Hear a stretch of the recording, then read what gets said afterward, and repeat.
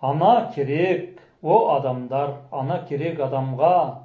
Anasızlar аң сияқты күн кешіп жүр ғаламда. Пікірімді ұнатпаған таптықта дер дананы. Даналықтың қажеті жоқ, сыйлау үшін ананы. Мұқағали Мақатаев ағамыздың өлеңдерін неге оқыдым? Әкемнің биыл қайтқанына 14 жыл болды. Анамның қайтқанына 4 жыл болды. Сағынып кеттім оларды.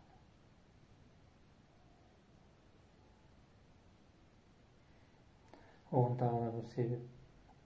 Көлікпен келе жатсам, бір емхананың алдында арбада бір қария кісі отыр.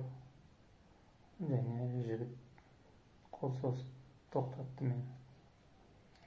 Менен қарттар үйіне апаруымды өтінді. Жарайды деп отырғызып алып қарттар үйіне апардық, түсірдік. Қария орыс ұлтының өкілінен екен. Жігіт сол жерде қызмет істейді екен.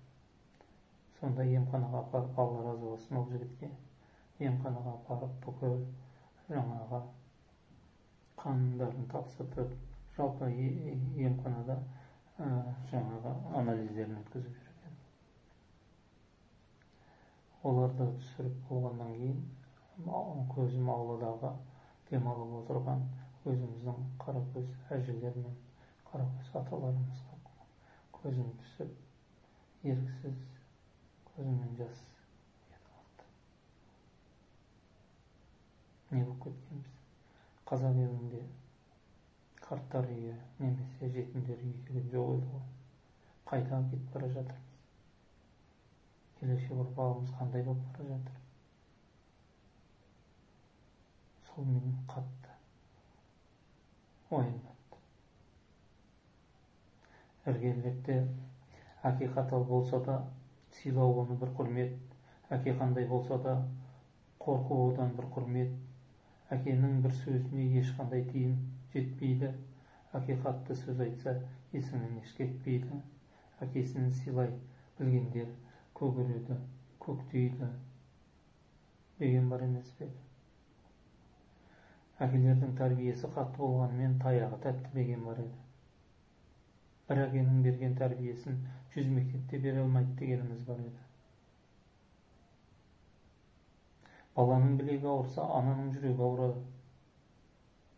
Ананың сүті бол, баланың тілі бол деген бар. Ана баланы 9 ай құрсағында, 2 жыл бауырында, өмір бойы жүрегінде көтеріп жүреді деген бар. Қайда қалды осының бәрі? Ата-ананың дұғасы, Алланың дұғасы деген бар. Ата-ананы құрметтейік. Құрметті, ардақты бауырлар.